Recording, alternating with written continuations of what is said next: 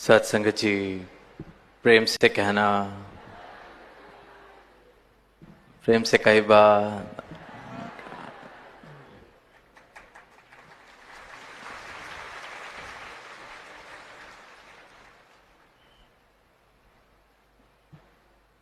गया जी में ये 2 दिवसीय संत समागम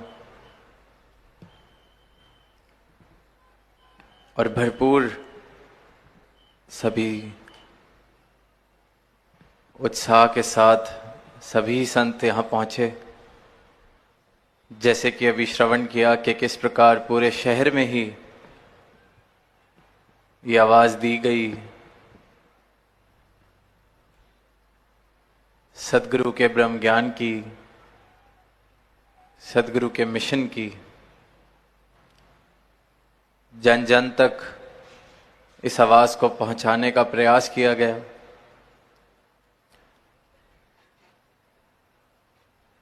और किस प्रकार सबने सेवाओं में योगदान दिया और इस जिस स्थान पर बैठे हम आज समागम का आनंद ले रहे हैं, इस समागम स्थल को एक सुंदर रूप दिया, सजाया अपने भावों से, अपनी कार सेवा से। और फिर वहीं ये भी सुनने को मिला कि किस प्रकार अन्य शहर के वासियों ने भी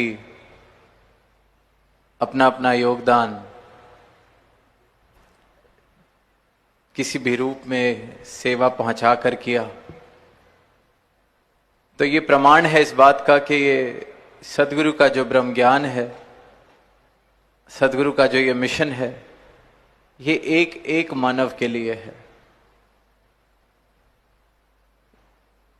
ये गलत फहमी अगर कहीं है कि ये कुछ चंद लोगों के लिए या चंद तरह के लोगों के लिए है, तो सदगुरु स्वयं इस गलत फहमी को दूर करने, क्योंकि सदगुरु सारे ही संसार के लिए धरा पर आते हैं, सारी ही मानवता के लिए, कुल मानवता के लिए धरा पर आते हैं और सारी ही मानवता को इस प्रभु का ज्ञान, इस परमात्मा के दर्शन कराते हैं। निरंतर कल से हम संतों की वाणी सुन रहे हैं, उनके अनुभव सुन रहे हैं, बार बार यही कह रहे हैं कि यहां किसी का भी धर्म परिवर्तन नहीं, भावना की बदलाव की बात की जाती है। किसी के रहन सहन या खाने पीने के ढंग पर टीका टिप्पणी नहीं, बल्कि ये बताया जाता है कि ये तो सबको अपना ढंग मुबारक है, जो जैसे जी रहा है उसको वो जीना मुबारक है। हम ऐसी नजर को प्राप्त करें, ऐसी दृष्टि को प्राप्त करें सदगुरु के ज्ञान से कि हम सबके अंदर इस परमात्मा के दर्शन कर सके, हम सभी में इस प्रभु को देख सकें। तो सही मायनों में हम धार्मिक कहलाए जाएंगे, सही मायनों में हम निर्वाण के, मुक्ति की राह पर, भक्ति की राह पर चलते हुए खुद को कह पाएंगे। क्योंकि ऊपरी फर्क देखकर भेदभाव कर लेना तो बहुत आसान है, इंसान की फितरत है। जो मुझे अपने जैसा दिखता है उसे मैं अपना मान लेता हूं, जो मेरी भाषा बोलता है उसे मैं अपना करीबी मान लेता हूं, जो मेरे जैसा खाता पीता है उसे मैं अपना मान लेता हूं। क्योंकि मैं अपनी पहचान इन चीजों के साथ करता हूं। कोई मुझसे पूछे कि मैं कौन हूं, तो मेरी पहचान भी अपने शरीर के साथ जुड़ी है कि मैं फलां प्रदेश का रहने वाला हूं, मैं इस जाति का हूं, मैं उस कुल का हूं, मैं इस संस्कृति का हूं। मेरी सारी पहचान, अपने बारे में मैं जो जानता हूं, सब कुछ इस शरीर के साथ जोड़ा हुआ है मैंने, और फिर इसीलिए इसी के हिसाब से अपना पराया मैं बना लेता हूं। जो मेरी पहचान से मेल जोल खाते हैं वो मेरे अपने, और जो इस पहचान से मेल नहीं खाते उनके साथ एक दूरी बनती चली जाती है। और कई बार तो दूरी इतनी बड़ी कि नफरत का रूप भी ले लेती है।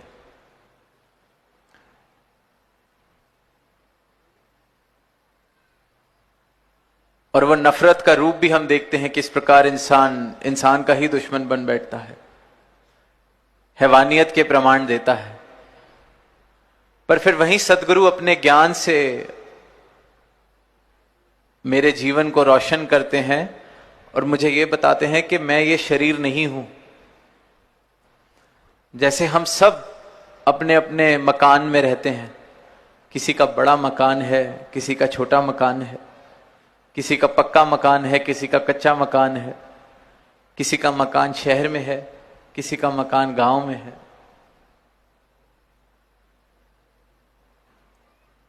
अब हम सब अपनी पहचान अगर अपने मकान के हिसाब से ही करने लग जाएं कि मैं अगर पक्के मकान में रहता हूं तो सिर्फ पक्के मकान वालों से ही मेरा उठना बैठना, जान पहचान, या मैं अगर कच्चे मकान में रहता हूं तो सिर्फ कच्चे मकान वालों से ही मेरा उठना बैठना, खाना पीना, मेल जोल, या मेरा मकान शहर में है तो जिनका मकान शहर में है मैं सिर्फ उनके साथ ही बोलचाल रखूंगा। क्योंकि अपनी पहचान अगर मकान से बना ली तो मकान मुझसे भी बड़ा हो गया। अपनी पहचान का मुझे खुद ही अंदाजा नहीं है, इस मकान को ही अपनी पहचान अगर मैं बना लूंगा तो फिर इसी प्रकार के फर्क करूंगा, दीवारें खड़ी करूंगा। और यही गलती इंसान करता जा रहा है, खुद को ये शरीर मान बैठा है, ये भी एक तरह का मकान है जिसमें मेरा मूल रूप, असल रूप सफर कर रहा है, जिसे हम आत्मा कहते हैं। तो सद्गुरु अपने ज्ञान से मुझे यही बताते हैं कि तू ये शरीर नहीं है, ये स्थूल सत्ता, ये शरीर, ये अस्तित्व तेरा नहीं है। तेरा अस्तित्व तो ये सूक्ष्म आत्मा जो इस परमात्मा का अंश है। जैसे वो मकान हमारी पहचान नहीं है या हम मकान से अलग हैं, मकान में रहने वाला और मकान दोनों अलग चीजें हैं, इसी प्रकार इस शरीर में जो हम बस रहे हैं वो शरीर से अलग है। यह आत्मा इस परमात्मा का अंश है और ये सब में बराबर बस रही है, सबके अंदर एक एक मानव में बराबर बस रही है। इस बात से नहीं फर्क पड़ता कि शरीर काला है या गोरा है, नर का है या नारी का है। शरीर की पहचान किसी कुल से है या किसी जाति से है, ये सब तो शरीर की पहचानें हैं, इंसान ने खुद बनाई हैं। पर परमात्मा ने तो शुद्ध रूप से सबको एक बनाया है। और यही नजर सद्गुरु के ब्रह्म ज्ञान से हमें प्राप्त होती है। फिर फर्क पता चल जाता है कि ये शरीर तो एक मकान जैसी एक वस्तु मुझे मिली है, रहने वाला कोई और, रहने वाला ये परमात्मा स्वयं। और परमात्मा के बारे में हम सब ने ही पढ़ा है, बिन पग चले सुने बिन काना। सत्संग में निरंतर सुनते हैं, वेदों में, शास्त्रों में अनेक अनेक तरह से ये लिखा है, बिन पग चले सुने बिन काना, कर बिन कर्म करे विधि नाना। कि ये परमात्मा ये स्थूल सत्ता नहीं है, कोई इसको हाथ नहीं चाहिए इस सृष्टि को चलाने के लिए। ये तो सर्वव्यापी है, सर्वशक्तिमान है, इसके अंदर ही सब कुछ बस रहा है, निरंकार है, इसका कोई आकार नहीं है। ये जो सांसें भी हम ले रहे हैं ये इसकी कृपा से ले रहे हैं, इसने दी है तो हम ले रहे हैं। तो जब ऐसी सत्ता का मैं अंश हूं, तो मैं फिर कैसे ये शरीर हो सकता हूं, मैं फिर कैसे ये स्थूल अस्तित्व हो सकता हूं। जब मुझे पैदा करने वाला, जन्म देने वाला, जो मुझ में बस रहा है, जो मैं हूं, जब उसका ही कोई हाथ नहीं, पांव नहीं, आकार नहीं, तो फिर अपनी पहचान को, अपने अस्तित्व को मैंने कैसे ये शरीर समझ लिया। ये भूल या अज्ञानता इंसान करता चला आता है, और इसी अज्ञानता को खत्म सदगुरु का ज्ञान करता है, सदगुरु की रोशनी करती है। सदगुरु मेरे जीवन में आते हैं तो अंधकार से प्रकाश की ओर मेरे जीवन की यात्रा होती है। फिर जीवन में अपनी पहचान होने के बाद सारे फर्क मिट जाते हैं, सारी दूरियां खत्म हो जाती हैं। फिर सही मायनों में प्रेम का जन्म होता है, जो हम बार बार जिक्र सुन रहे हैं 2 दिनों से। प्रेम, प्यार, सबसे प्रेम कर सके, जिंदगी में प्यार हो। हर एक संत ने, हर एक भक्त ने, हर एक पीर ने, हर एक पैगंबर ने प्रेम का ही पाठ पढ़ाया। पर जो पाठ पढ़ाया गया उसका आधार ये सत्य, ये ब्रह्म ज्ञान। सिर्फ प्रेम की बात करने से बात नहीं बनती। प्रेम जीवन में आता ही तब है जब अपनी पहचान होती है, क्योंकि जब तक अपनी पहचान ना हुई तब तक तो लड़ाई झगड़े हैं। जब तक खुद को ये शरीर मान रहा हूं, शरीर के साथ जुड़ी हुई हस्ती मान रहा हूं, तो फिर वैर, विरोध, नफरत। क्योंकि खुद को अगर ये शरीर माना तो फिर किसी और की तरक्की होती है तो दिल दुखता है, क्योंकि उसको भी शरीर माना हुआ है, खुद को भी शरीर माना हुआ है। खुद को शरीर माना, उससे जुड़ी हुई हस्ती माना, तो फिर जात पात के फर्क दिखते हैं, फिर खाने पीने के फर्क दिखते हैं। प्रेम कैसे आएगा जब किसी को मैं देखूं और उसकी कमियां मुझे दिखाई दें? प्रेम कैसे आएगा अगर किसी को मैं देखूं और मुझे ये दिखाई दे कि देखो मुझसे ये कैसे अलग है? कोई काला किसी गोरे को देखे और कहे कि ये गोरा है, ये मुझसे अलग है। कोई किसी प्रकार का भोजन खाने वाला किसी और को देखे और कहे कि ये मुझसे अलग है। जब खुद को अलग अलग करके देखेंगे तो प्रेम कैसे आएगा? प्रेम तो तब मुमकिन है जब सब में खुद को और खुद में सबको देख सकें।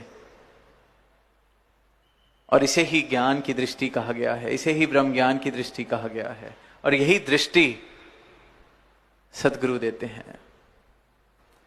और फिर वो जो पंक्तियां हम पढ़ते हैं इसी प्रांत की भाषा में कि प्यार बाटा जग में बहार बा, प्यार बिना जिंदगी बेकार बा,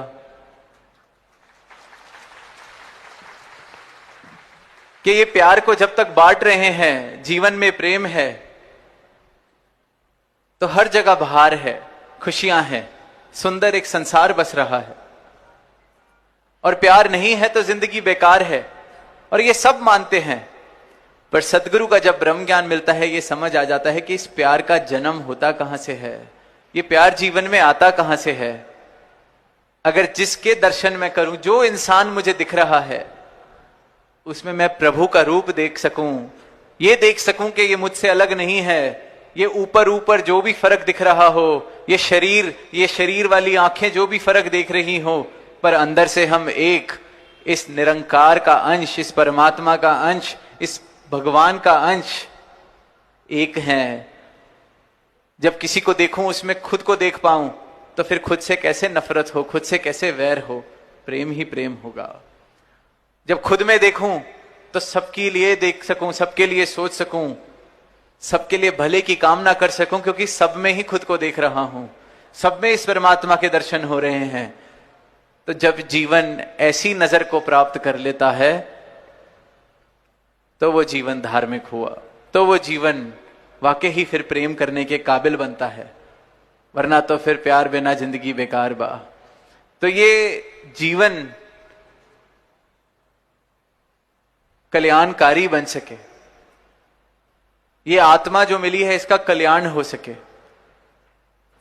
ये मानव तन जो मिला है ये जिस कारण से मिला है, जिस कार्य को करने के लिए मिला है, वो कार्य पूरा हो सके, इसलिए ये समागम रचे जाते हैं। इसलिए ये संत आवाज देते हैं कि इस नजर को प्राप्त कर लिया जाए तो जिंदगी में बहार ही बहार है, खुशियां ही खुशियां हैं, क्योंकि सब में मैं खुद को देख सकता हूं।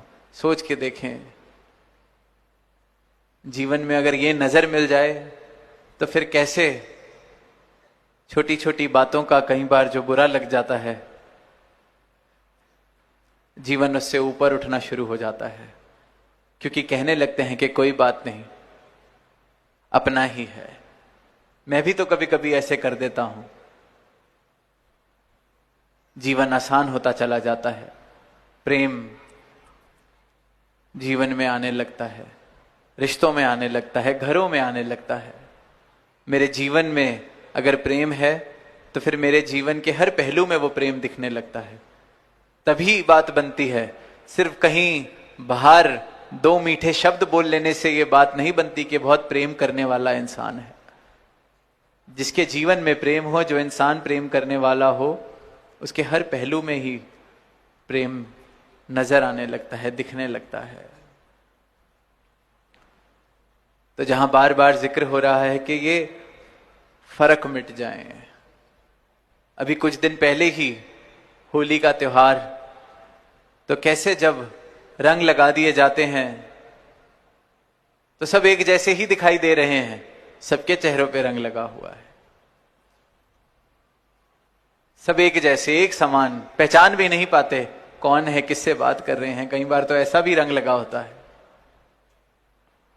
और सदगुरु जो रंग लगाते हैं उससे हम वैसे ही एक हो जाते हैं। ये एक अदब वाला रंग लगा देते हैं।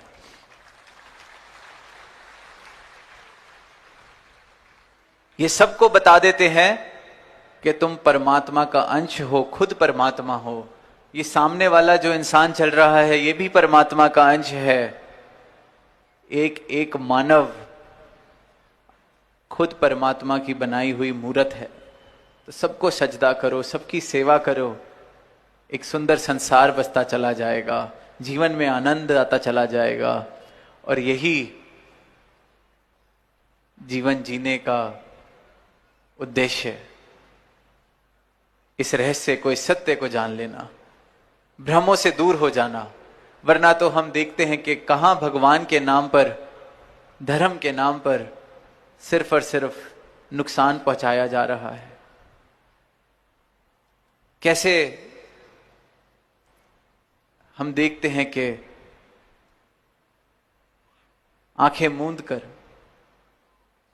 जो बात समझ में नहीं आई, पता नहीं चला, कैसे हम ये कह सकते हैं कि धर्म के नाम पर कोई किसी का नुकसान करे और खुद को धार्मिक कहे। परमात्मा ने तो सिर्फ और सिर्फ प्रेम करना सिखाया, प्रेम का पाठ पढ़ाया। हर किसी में अपने दर्शन जिसने कर लिए, हर किसी में इस परमात्मा के दर्शन कर लिए, तो वो सच्चा धार्मिक, क्योंकि फिर वो किसी को दुख नहीं दे सकता। वो सिर्फ और सिर्फ प्रेम की बात करेगा, दुख नहीं पहुंचा सकता। तो जो अज्ञानता के कारण इंसान दूरियां बना लेता है, शोषण करता है, ऊंच नीच वाले भाव रखता है, वैर विरोध वाले भाव रखता है, ये सिर्फ और सिर्फ अज्ञानता है। अगर मैं सोचता हूं कि मैं धार्मिक हूं, पर मेरा धार्मिक होना अगर मुझे इंसान से दूर कर रहा है, तोड़ रहा है, तो ये आज मौका है कि मैं सोचूं, क्योंकि धर्म सिर्फ और सिर्फ जोड़ता है, धर्म तोड़ता नहीं। जोड़ने वाले भाव, क्योंकि सत्य हमेशा जोड़ेगा। इस परमात्मा के जब हम दर्शन कर लेते हैं सही मायनों में, तो फिर प्रेम आएगा ही आएगा। तो दातार से ऐसी ही अरदास सारी ही मानवता के लिए, हर एक इंसान के लिए, कि सभी एक सुंदर जीवन जी सके, एक प्रेम वाला जीवन जी सके, एक भक्ति वाला जीवन जी सके। जीवन में सभी को ये मौका मिला है, अगर मानव शरीर में है, कि इस परमात्मा के दर्शन कर सकते हैं, इस परमात्मा को प्राप्त कर सकते हैं। अपनी पहचान, सही पहचान, ये फर्क जीवन में पता चल सकता है कि जैसे मकान और मकान में रहने वाला मैं अपने मकान से जैसे अलग हूं, उसी प्रकार जो मेरा मूल रूप है, जो मेरी सच्चाई है, जो मेरी पहचान है, वो इस शरीर से अलग है। इस शरीर में सिर्फ और सिर्फ वास कर रही है। तो इस पहचान को प्राप्त कर लिया जाए, जीवन का कल्याण कर लिया जाए। सही मायनों में इंसान है तो इंसान बन सकें, ऐसी अरदास प्रभु से, ऐसी अरदास दातार से। और ये जितना सुंदर यहां समागम का रूप बना है, तो यही मन में भाव आ रहे हैं कि ये सिर्फ 2 दिन तक सीमित वाली बात नहीं। जहां जहां भी हम अपने घर की तरफ जाएंगे, अपने घरों में इस ज्ञान की गंगा को लेके जाना है, अपने घरों में ये भक्ति वाले भावों को लेके जाना है, अपने घरों में ये प्रेम वाले भावों को लेके जाना है। ये सत्संग, ये समागम हमारे घर में हमारे साथ पहुंचे, हमारे जीवन में हमारे साथ चले, तो ये समागम भी मुबारक है, यहां आना भी मुबारक है, तो खुद को सेवा में लगाना भी मुबारक है।